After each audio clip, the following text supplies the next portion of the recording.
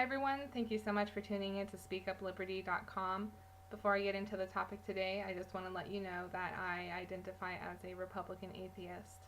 I recently came across an interesting story from Swedish radio, a pretty prominent news source in Sweden that puts out news in English, so all of you can read it. The story was published on March 7, 2017, and it's titled, "Boys Who Raped Fellow Pupil Were Allowed to Remain at School." This story evolves around an incident that happened in May 2016, almost a year ago, where a 14-year-old girl was raped by two classmates, two boys. One was 16 years old and the other one was 15 years old. The 16-year-old was convicted of rape and sentenced to pay damages to the girl, while the 15-year-old was put in touch with social services. What stood out to me in this story was that the 14-year-old girl, the victim, left school, went into homeschool, while the two boys were able to continue school as normal. The school system really did little to punish them. It was as though nothing happened. The school system also did very little to share this information with the public, kept it under wraps. Eventually, a Swedish publication got a hold of the story, published it, and community and public began talking about this issue. Obviously, a lot of people were not happy to hear about how the school system handled this situation. And after the public began speaking about the issue and criticizing the school system, that was when school officials readdressed the case and decided that the boys should be removed from school. This is pretty crazy because this is dealing with something that's straightforward, rape. It's not acceptable. Yet again, the school system did very little to punish the criminals. The article went on to note that there have been various reports in Sweden where the victims have left the school and perpetrators remained, so this is not the first time that this has happened. It also noted that many teachers are afraid to remove pupils because it will lead to further conflict. The story has me question if this one particular story is such an issue, the school kept it under wraps.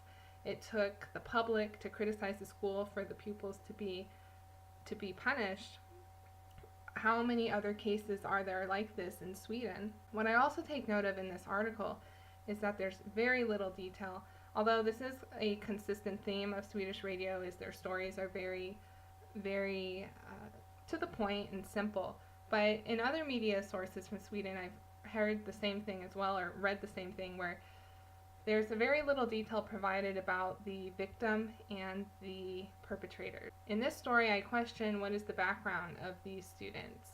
Where are they from? This is a big question that come up to many Swedes now in the midst of mass migration, wanting to figure out how do we solve problems like this.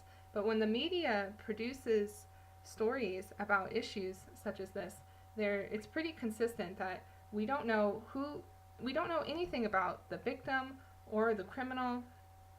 We have little understanding of how do we protect our children, how should we be aware of the people in our society, what should we do to communicate with the school system, how do I know that this isn't going to happen to my child. I mean, this is what Swedish media typically is like. Swedish radio is a good source in terms of reporting different stories, but it is similar to many other leftist news sources that just don't give much information about the people involved in an incident.